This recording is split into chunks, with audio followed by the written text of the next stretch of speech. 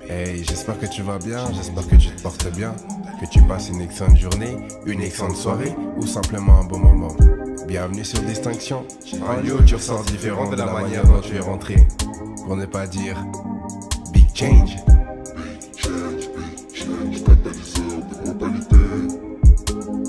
Distinction, pas de distraction.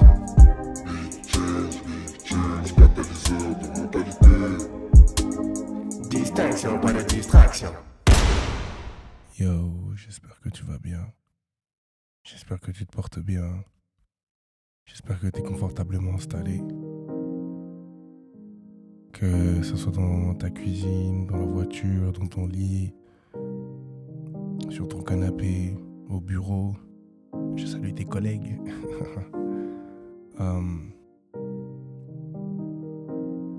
Je suis content de faire ce podcast. Il m'a pris 3 jours.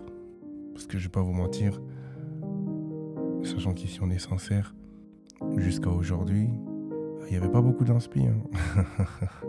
Jusqu'à aujourd'hui, il n'y avait pas beaucoup d'inspi, mais Dieu a fait grâce. Et j'ai trouvé... et j'ai réussi à trouver des enseignements, mine de rien. Je suis trop fier de moi, je vous jure. J'ai réussi à trouver les enseignements et tout. Et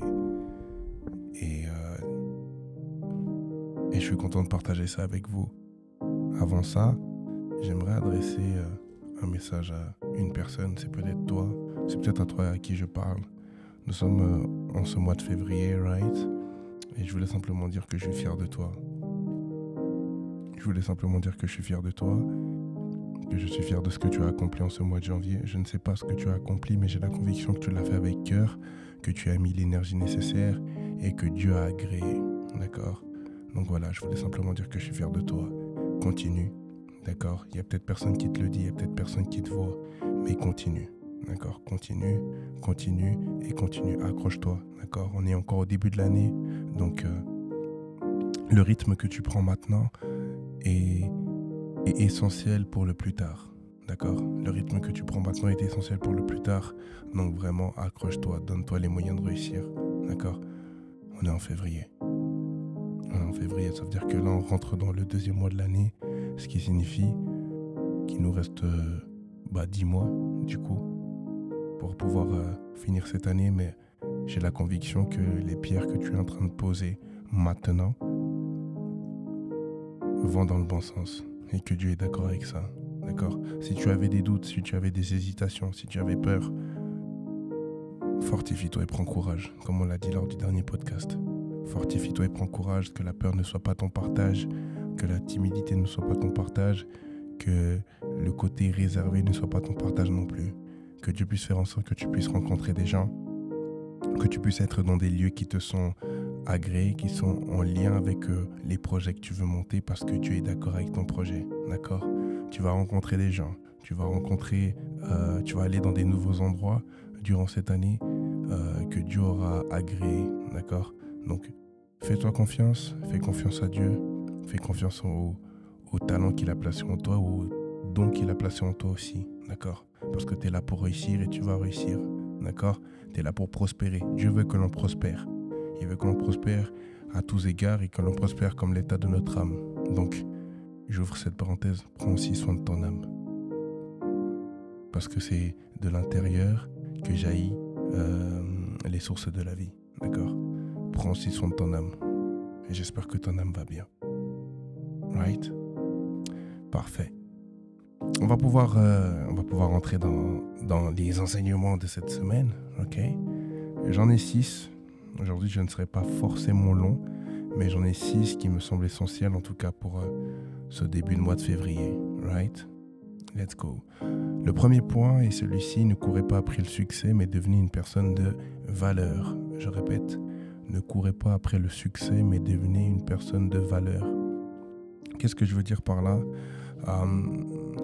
En fait, pour vous contextualiser, on a eu dimanche passé à l'église un enseignement sur le fait de renoncer pour mieux moissonner au niveau des finances, d'accord? Et je salue les autorités parce que dans chacune des églises, on a eu ce thème comme enseignement. Et j'ai la conviction que tout le monde a pu recevoir, d'accord? Et tout le monde a reçu, en tout cas on a eu des échos et tout le monde a reçu. Et c'est fou parce qu'en ce début d'année, les finances sont vraiment des choses sur lesquelles nous devons faire attention et nous devons quand même avoir un œil dessus, d'accord? Parce que mine de rien, si tu ne t'organises pas d'un point de vue financier, tu crouleras sous les dettes, sous les dépenses inutiles et tout ce qui va avec, d'accord? Et du coup, voilà, par rapport à ça, j'en ai fait un parallélisme à ma vie, à comment je vois les choses. Et c'est cette phrase-là que j'en ai tirée, c'est qu'il ne faut pas courir après le succès, mais qu'il faut devenir une personne de valeur. Pourquoi je vous dis ça? Parce que parfois, ou plutôt dans le monde dans lequel on est aujourd'hui, avec les réseaux sociaux, on a beaucoup de tendances où on voit énormément de jeunes ou de personnes aisées qui montrent leur fortune, d'accord? Et je sais que à cause de cela peut créer quelque chose dans notre cœur. C'est pas forcément une blessure, mais ça peut créer une certaine frustration de se dire, mais il a mon âge, elle a mon âge, pourtant lui il flex avec de l'argent. Tu vois ce que je veux dire? Il a mon âge, pourtant lui il n'a pas l'air d'avoir ces problèmes financiers que moi j'ai, d'accord? Une chose est sûre, c'est que vous n'avez pas la même vie, d'accord? Vous n'avez peut-être pas le même point de départ. C'est peut-être un fils à papa ou autre. C'est peut-être quelqu'un qui a eu l'opportunité très tôt de pouvoir avoir de l'argent, d'accord? Mais ce n'est pas parce que toi, tu n'en as pas en ce moment que tu ne vas pas en avoir. Comme je l'ai dit, Dieu veut qu'on prospère à tous égards, right? Donc, ne regardons pas à ce qui se passe autour de nous. Et souvent, c'est ça le problème. C'est que, comme autour de nous, ou plutôt comme ce qu'on voit sur les réseaux, on voit que ça, que des jeunes, ou que ça montre que... En fait, comme les gens sont beaucoup dans le paraître, on a l'impression que ce paraître-là est une réalité, mais c'est pas vrai. C'est pas vrai. Dans le sens où, qu'il soit riche ou qu'il soit pauvre, chacun a des problèmes, d'accord?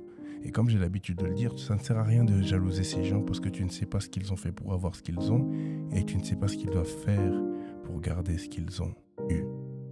Right? Ça se trouve que la personne qui est en train de jalouser est peut-être une personne qui a dû faire des pactes. C'est peut-être une personne qui ne doit pas dormir la nuit. C'est peut-être une personne qui doit aller dormir dans un cimetière pour pouvoir avoir cette fortune. Tu ne sais pas, d'accord? Je ne dis pas que toutes les personnes sont comme ça, mais tu ne sais pas le prix qu'ils ont payé. Donc, réjouis-toi, d'accord? Réjouis-toi et quant à toi, travaille, d'accord? Et du coup, par rapport à cette phrase, c'est là où j'en viens, c'est qu'il ne faut pas courir après le succès, mais devenir une personne de valeur. Devenir une personne de valeur, c'est quoi? C'est faire en sorte d'être une bénédiction pour tous les gens qui sont autour de nous. Je répète, être une personne de valeur, c'est être une source de bénédiction pour les gens qui sont autour de nous, voire plus encore. Yes. Tu sais, je pense qu'il n'y a rien de plus précieux que d'être une source de bénédiction pour les gens. C'est-à-dire que quand les gens te regardent, les gens peuvent compter sur toi. Et je dis pas que tu es une banque, d'accord? Je dis pas que tu es dans une banque. Et je veux pas que ça soit vu d'un point de vue négatif, mais dans le sens où les gens savent que tu auras une solution. Que la chose que tu vas amener à leur situation va leur permettre de soit éclairer la situation, soit résoudre le problème, soit amener un plus de manière positive. Pour moi, c'est ça, avoir du succès. C'est pouvoir permettre à des gens qui sont dans des situations précaires, que ce soit physique, mental, financier, spirituel, être présent pour et pouvoir leur amener de l'aide. Ça, pour moi, c'est avoir du succès. C'est vrai qu'on a toujours tendance à résoudre ça à l'argent. Oui, t'as pas d'argent, t'as pas de succès. Hey!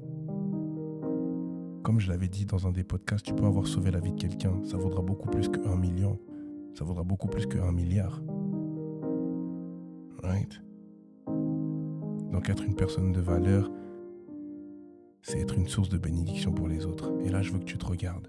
Est-ce que tu peux dire en ce moment que tu es une source de bénédiction pour les gens qui sont autour de toi? Yeah, that's the questions.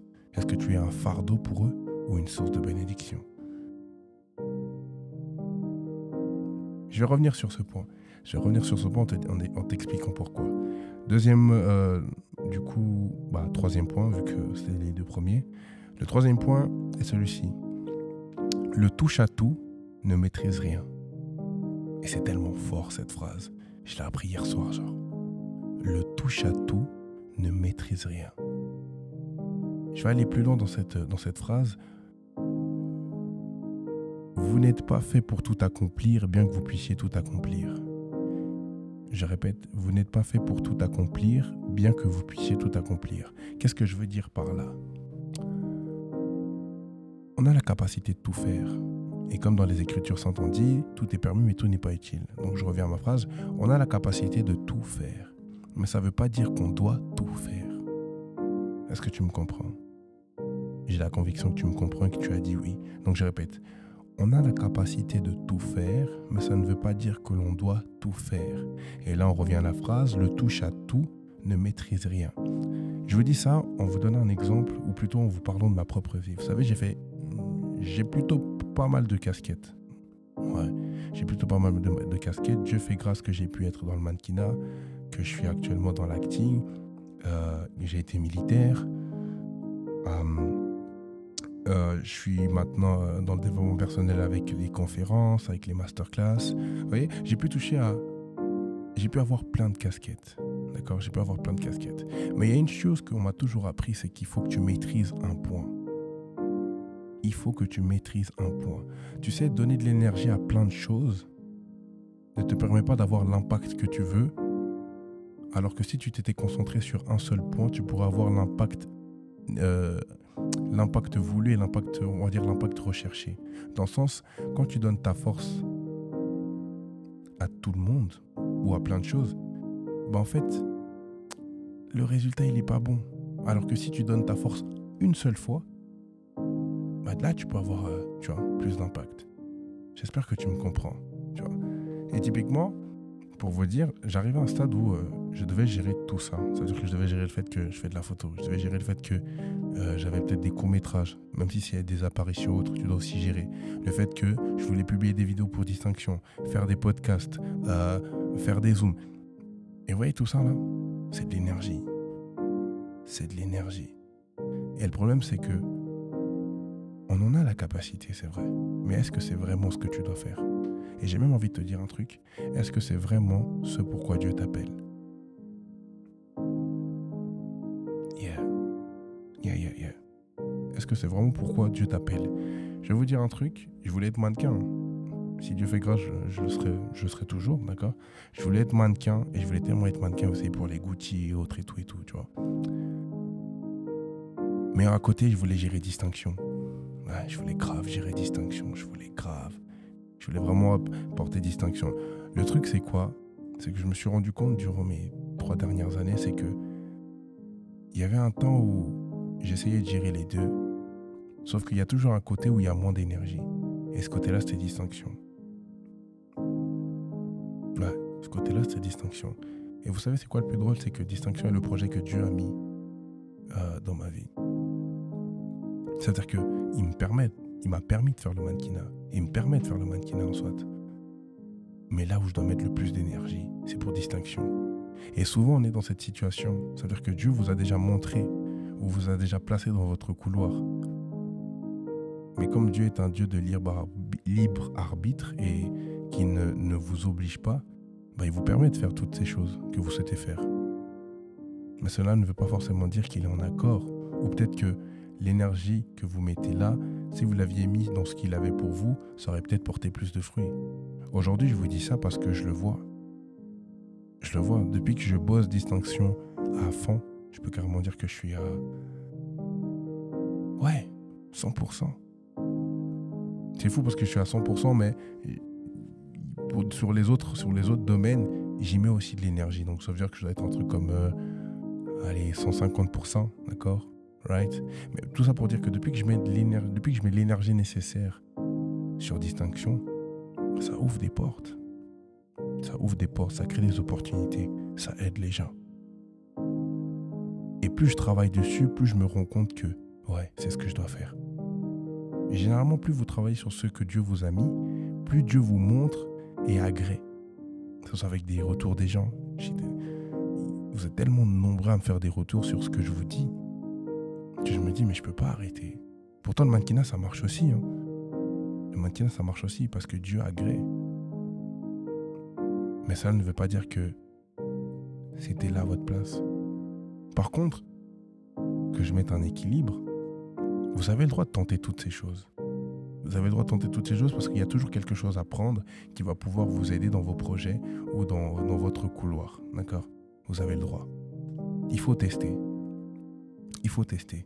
Mais une fois que vous avez trouvé, une fois que vous avez même ce truc de dire, ouais, ça c'est mon chemin, mettez toute l'énergie nécessaire.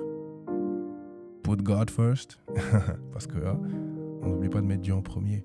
Mais après, mettez l'énergie nécessaire. Mettez l'énergie nécessaire. Donc je répète la phrase, le touche-à-tout ne maîtrise rien. Si vous devez apprendre une seule chose à la fois, faites-le. Maîtrisez-la. Devenez un expert. Parce que c'est aussi comme ça qu'on crée de la valeur. Quand tu deviens un expert. Et c'est fou parce que j'avais donné cet exemple à quelqu'un. J'avais dit, écoute, toi, ton domaine, c'est la cuisine. D'accord? C'est vrai que tu sais peindre, c'est vrai que tu sais chanter, mais toi, ton domaine où tu brilles, c'est vraiment la cuisine. C'est-à-dire que la nourriture que tu fais, il n'y a pas deux comme toi. Dieu t'a vraiment mis une grâce particulière dans la cuisine. Et grâce à la cuisine, tu cuisines tellement bien que tu ouvres une chaîne YouTube. Donc tu deviens youtubeuse. Tu cuisines tellement bien que voilà que tu commences à sortir des livres. Donc tu deviens une auteure. Tu cuisines tellement bien que tu fais des émissions. Est-ce que vous comprenez ce que je suis en train de dire? Dans le sens où, parce que vous travaillez un truc à fond, ça peut vous ouvrir des portes ou des couloirs. C'est-à-dire que, grâce à ta cuisine, te voilà en train d'être une chef d'entreprise ou d'une émission de cuisine. Ou... Tu vois ce que je veux dire? Avoir des entreprises. Parce que vous avez travaillé ce que Dieu a mis pour vous. Ouais, parce que vous avez travaillé parce que vous travaillez ce que Dieu veut pour vous. Dieu vous ouvre des portes vers d'autres aspects. Je regrette pas le mannequinat. Je regrette pas l'acting. Gloire à Dieu, j'ai toujours la chance d'en faire. J'en fais peut-être moins qu'avant. Comme le mannequinat, j'en fais peut-être moins qu'avant. Je pense que ça se voit. Mais ça ne veut pas dire que c'est plus là. Bien au contraire. Avec distinction, je serai amené. Avec distinction, je serai amené. Si je dis qu'avec distinction, la prochaine étape, c'est de vous transmettre les messages, mais d'une autre manière que par podcast ou par vidéo où je vous parle. Vous me direz quoi? Ah, mais ça veut dire qu'il va peut-être partir dans des... Ah.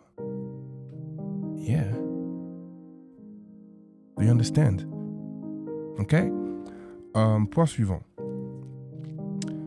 À quoi pense-t-il quand il prononce votre nom? Donc on a parlé du fait d'être une source de bénédiction, d'accord? Pour les autres. Et là, le point suivant, c'est à quoi pense-t-il quand il prononce votre nom? Qu'est-ce que je veux dire par là? C'est que dans le fait d'être une bénédiction pour les autres, vous savez, généralement quand on dit votre nom, on doit pouvoir associer ça à quelque chose. Vous me dire, mais qu'est-ce que tu veux me dire par là? Ok. Si je vous dis Steve Jobs, vous allez me dire quoi? iPhone, iPad, Apple. Ok? Si je vous dis Serena Williams, vous allez associer ça au tennis. Ok? Si je vous dis Michael Jordan, vous associez ça au Jordan et au basket. Si je vous dis Messi, pour les connaisseurs, dites le football. Qu'est-ce que cela signifie? C'est que ils ont maîtrisé un art. D'accord? Maîtrisé un art, on peut dire ça comme ça. Ils ont maîtrisé quelque chose au point que leur nom est associé à ça. That's deep. C'est-à-dire que quand on te voit, on dit Sarah. Par exemple, quand on dit Sarah, on associe ça à quoi?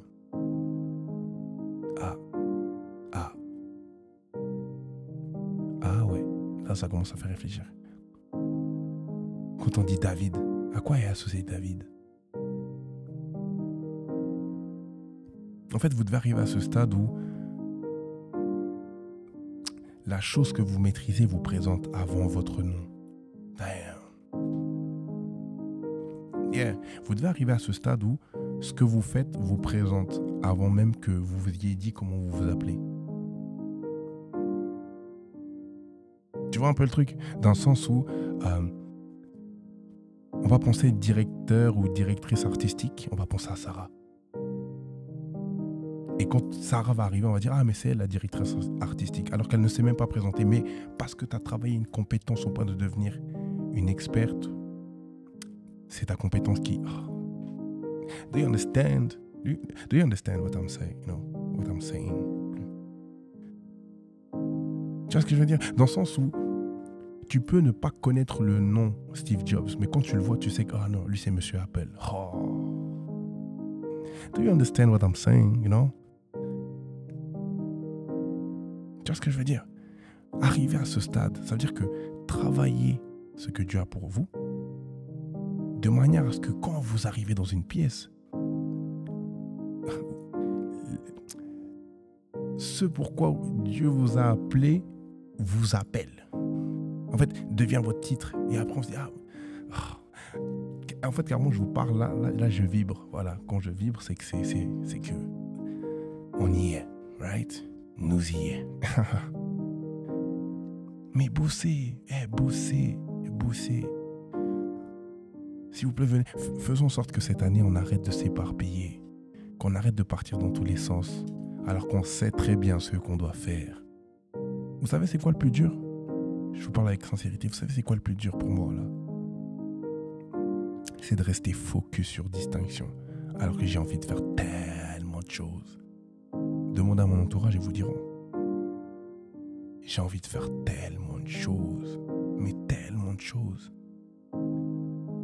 Mais on a dit que la discipline était notre partage. Donc on reste discipliné, on reste constant. Alors que j'ai envie de faire tellement de choses. Mais est-ce que ce tellement de choses-là est nécessaire maintenant, là, tout de suite? Yeah. Et vous savez, je vais vous dire un truc. Vous savez ce qui me permet de garder ça? La vision. Oh, allez. Va prendre ton cahier de notes. Ok? Va prendre ton cahier de notes. Je pensais même pas que j'allais parler de ça sur ce podcast, right? La vision. J'ai tellement de choses à dire sur la vision, mais je vais essayer de synthétiser tout ça, right? Vous savez que un homme, mon pasteur avait l'habitude de dire, c'est qu'un homme sans vision est un homme sans frein. Oh. Dédicace au pasteur Brian. Un homme sans vision. Lui, il disait un peuple. Mais bref, que ce soit un peuple ou un homme sans vision est un homme sans frein. Je vais même aller plus loin. Un homme qui n'a pas de vision n'a pas de self-control. Je répète, un homme qui n'a pas de vision n'a pas de self-control. C'est-à-dire qu'il n'a pas d'autodiscipline. C'est-à-dire qu'il se laisse tirer par tout ce qui se passe autour de lui. C'est-à-dire que sur sa propre vie, il n'a même pas le contrôle. Pourquoi? Parce qu'il n'a pas de vision. Wow. Do you understand what I'm saying? Yeah? La vision vous impose une discipline. Do you understand what I'm saying?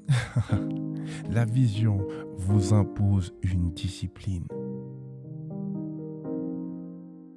La vision vous simplifie les choses. Vous savez, il n'y a rien de pire que de ne pas avoir de vision. Maintenant, tu me diras, mais comment on a la vision? Laisse-moi dire une chose. La vision vient de Dieu. Right? La vision vient de Dieu. Si tu n'as pas de vision, demande-la lui. Et je te dis ça en connaissance de cause. En connaissance de cause. Demande à Dieu qui te montre. Et tu seras surpris de savoir qu'il y a certaines choses que tu fais qui étaient déjà en lien avec ta vision. Mais comme tu ne lui avais pas demandé, il ne te l'a pas montré. Ou alors, il te l'a montré, mais tu n'as pas compris. Mais maintenant que tu lui demandes, voici il éclaire tes yeux pour que tu puisses comprendre. Oh, allez, c'est bon. Do you understand what I'm saying? Yeah? Sois béni là où tu es, right? Une vision simplifie les choses. Ça veut dire que quand vous n'avez pas de vision, vous avez envie de faire tout et n'importe quoi.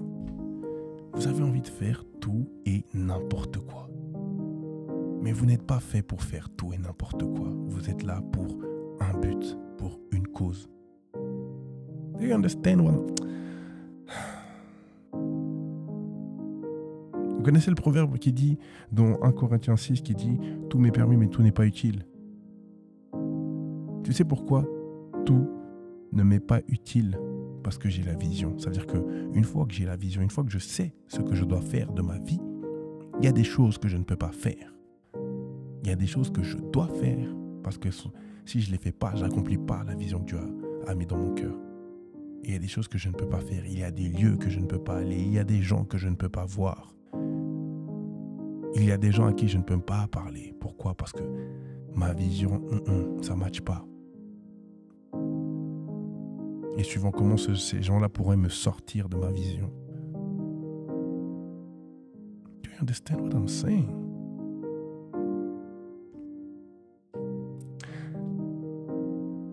La vision vous donne cette perspective unique sur ce que vous devez maîtriser. Yeah. Tu sais, quand tu sais exactement ce que tu dois faire, tu vois, quand tu as l'image, tu vois, quand tu as l'image, quand tu as la projection, tu vois, de qui tu dois être, je te promets qu'il y a des choses que tu veux. Carrément, ton attitude, elle change. Tu dis, si je suis amené à devenir cette personne, est-ce que je peux encore me comporter de la sorte? Non. Pourquoi? Parce que la vision te dicte une discipline, une attitude, un comportement, un caractère à avoir. Je vais même aller plus loin. Une vision vous dirige sur ce que vous devez être comment dire ça? En fait, grâce à la vision, cela te dirige vers la bonne bibliothèque. Cela te dirige vers la bonne bibliothèque. Maintenant, tu vas me dire, mais de quelle bibliothèque tu parles? Je parle de la bibliothèque de la vie, mais qui est en lien avec ce à quoi tu es appelé. Tu sais, j'ai appris ça ce matin. D'accord? J'ai appris ça ce matin avec l'enseignement de l'apôtre. Et il disait que, tu sais, parfois Dieu permet... Dieu te montre ce que tu dois être, d'accord? Et tu sais. Donc, il t'a confirmé, tu sais que c'est ce que tu dois faire, d'accord? Mais il s'avère que ton travail n'est pas en lien avec ce que tu dois faire. Bizarre, hein? Tu vois? Et du coup, comme il le disait, ça peut créer une frustration. Et je vous jure que j'ai déjà ressenti ça. J'ai déjà ressenti cette frustration d'être dans un lieu de travail qui ne ressemble pas à ce que moi je veux faire, d'accord? Mais laissez-moi vous dire une chose. Si Dieu permet cela, c'est parce que ton lieu de travail est un lieu de formation pour ce que tu es amené à faire. That's what's deep, man. C'est tellement deep. C'est tellement deep.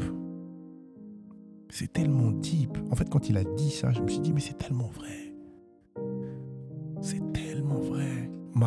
De ma propre vie, je peux vous le dire, c'est vrai. C'est vrai.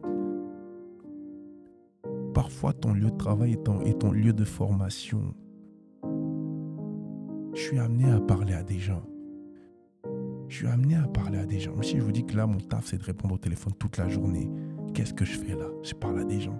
Et c'est pas forcément des gens qui sont contents de 8h à 17h. Non, il y a peut-être des gens qui seront moins contents, peut-être frustrés. Il y a peut-être un truc qui leur est arrivé. Et en plus, ils passent sous ça. Bref.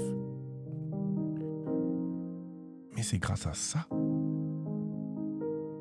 que je peux adresser des bons messages.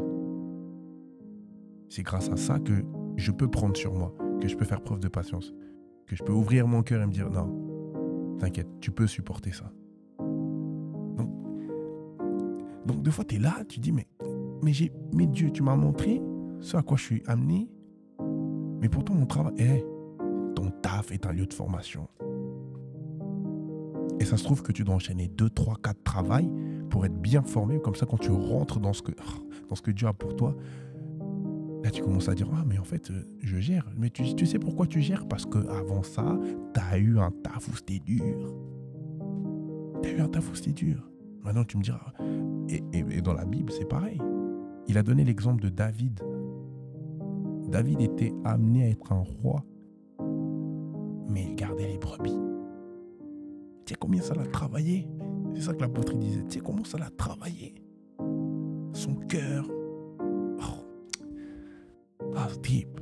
Tout ça parce que la vision.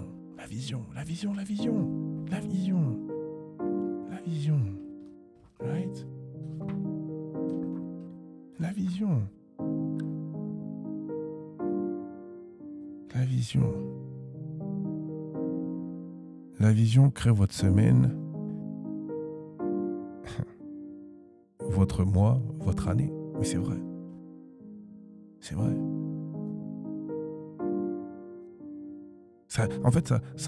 Ça vous oblige à vous organiser pour pouvoir mettre des actions qui vont vous rapprocher de votre but.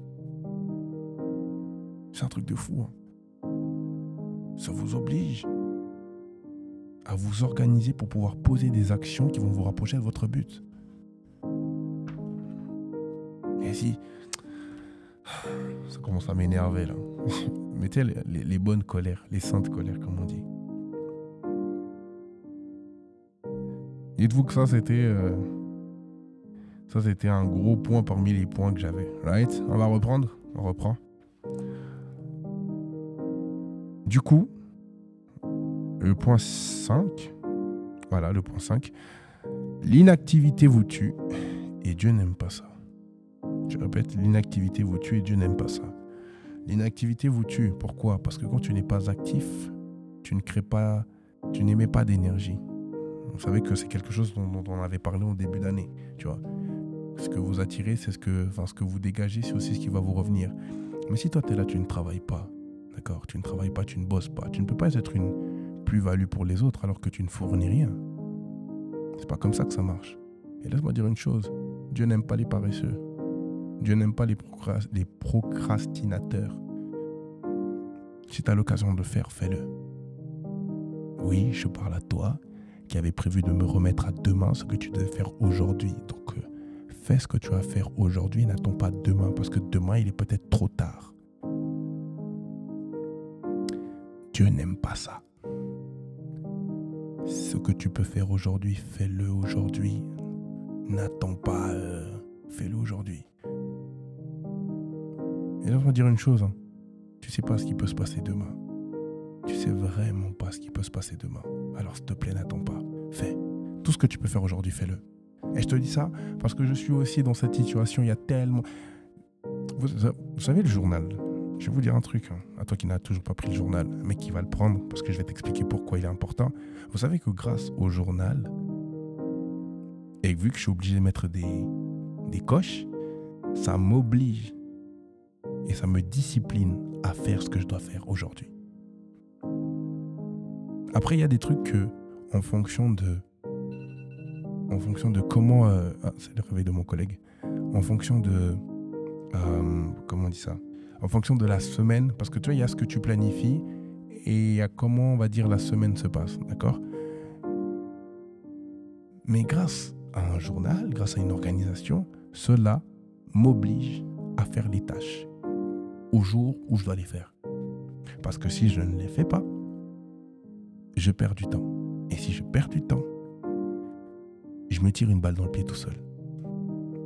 Je me tire une balle dans le pied tout seul. Et il n'y a rien de pire que se tirer une balle dans le pied, alors que si tu avais fait ça le jour où tu devais le faire, aujourd'hui tu serais, tu vois. Donc, faites-le. Travaillez. Le travail. Arrêtez d'être inactif. Arrêtez d'être inactif. Vous êtes une énergie morte, vous apportez rien. Et comme je vous l'ai dit, Dieu n'aime pas ça. On parle d'être une source de bénédiction pour les autres. Mais pour être une source de bénédiction, il faut passer à l'action. Parce qu'on ne peut pas être une source de bénédiction en étant statique. Non, il faut passer à l'action, il faut travailler. Alors à toi là, qui ne voulait pas travailler en se disant oui, je vais prendre encore quelques vacances et tout. Moi, mon année elle commence en mars. Ton année elle commence maintenant là. On est 12h46 quand j'enregistre ce podcast. Ton année elle commence maintenant. Tu l'écouteras sûrement vers 20h46 si tout se passe bien. Ton année elle commence là. Tes premières actions, tu les places maintenant. Prends une feuille, commande le journal si c'est pas fait. Mais passe à l'action. Passe à l'action. Planifie. Passe à l'action. Mais ne sois pas une énergie morte. Ne sois pas une énergie morte. Parce que plus tu travailles, plus tu crées. Plus tu crées, plus ça t'ouvre des portes. Et tu peux commencer dans quelque chose que tu n'aimes pas forcément. Tu peux. Et peut-être que là, dans ce que tu faisais qui ne te plaisait pas forcément, une opportunité va s'ouvrir et boum, you got it. You understand what I'm saying? You got it. Mais travaille. Ne sois pas dans l'inactivité. Ne sois pas dans le « ouais, je regarde les autres » et puis « non, on n'est pas de ce... » c'est pas de notre partage dans Distinction. C'est pas de notre partage. Ici, on bosse. Ici, on se donne des objectifs, on se donne les moyens d'y arriver et on y arrive. Et si on n'y arrive pas, c'est parce que Dieu a donné d'autres opportunités. Ou c'est parce qu'il est vraiment arrivé quelque chose. Et encore, ça aussi, c'est pas de notre partage. Ici, il n'y a que des gens qui réussissent d'une manière ou d'une autre. Comme l'a dit Nelson Mandela, je ne perds jamais. Soit je gagne, soit j'apprends. Yeah. Donc, le dernier point, qui est une question, c'est celle-ci, c'est combien êtes-vous prêt à payer pour garder ce en quoi vous croyez? Je répète, combien de vous êtes prêt à payer pour garder ce en quoi vous croyez?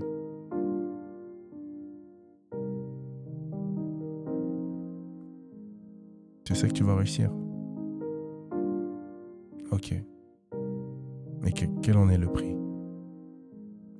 C'est simple que ça. Quel en est le prix?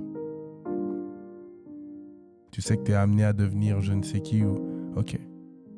Mais c'est quoi le prix du coup? Est-ce que tu es prêt à payer pour ça? Est-ce que tu es prêt à fournir les sacrifices nécessaires? Est-ce que tu es prêt à placer les actions même quand c'est flou, mais que Dieu dit continue? Est-ce que tu es prêt? Parce que c'est ça, payer le prix. Même quand tu as l'impression que c'est trouble, mais que Dieu, dans ton cœur, te dit continue, lâche pas, et ne me lâche pas non plus. Est-ce que tu es prêt à payer le prix? Parce que tu payes le prix en ce en quoi tu crois. Mais quel est le prix de ce en quoi tu crois? Right? Je te laisse sur cette réflexion. Je pense que pour un type qui pensait qu'il n'allait pas durer, on est déjà à 37 minutes. Je commence à m'améliorer au niveau des temps. Je vous donne des podcasts vraiment qui durent. Vraiment un bon 40 minutes presque là. T'as de quoi faire là. T'as vraiment de quoi faire. Pour les assoiffés. En tout cas, ça m'a fait plaisir. Right? Ça m'a fait vraiment plaisir de partager ça avec vous. Dites-vous que j'ai écrit le dernier point ce matin à midi, là, enfin à 10h. J'ai écrit le dernier point à 10h. Et je vous le partage avec vous, tout en ayant eu le temps de le digérer aussi. Parce que tu sais, c'est bien de faire des podcasts, mais est-ce que toi, tes propres podcasts, tu les... Oui. Si tu pensais, oui. Et je les écris, je les analyse, je les digère, ensuite je vous les divulgue ou partage, peu importe. En tout cas, ça m'a fait plaisir. J'espère que toi aussi, tu as passé un excellent moment. Right? Que la musique n'était pas trop forte. Que ma voix était audible. Si jamais tu as des questions, n'hésite pas. D'accord? Si tu as des retours à faire, n'hésite pas non plus. Je ne mange personne. D'accord? Je ne mange personne. Et j'essaie de répondre à tout le monde. Right? Nous, on se dit à très bientôt, pour ne pas dire à la semaine prochaine. D'ici là, porte-toi bien. Que Dieu te bénisse. Que Dieu te garde. Que Dieu protège ta semaine. Fasse en sorte que tu réussisses. D'accord? Et qu'elle soit remplie d'opportunités, de bonnes nouvelles. Dieu t'aime. Hein? On t'avait peut-être pas dit. Toi qui écoutes peut-être ce podcast pour la première fois, Dieu t'aime et il a tellement de bons projets pour toi. Pour autant que tu lui donnes ta vie, que tu lui fasses confiance. Right? Merci de m'avoir écouté. C'était Monsieur Matadi, pour ne pas dire le meilleur de tes professeurs. Allez, comme on l'a dit tous si bien, on les dit à 3. 1, 2, 3. Big change. Allez, ciao, ciao.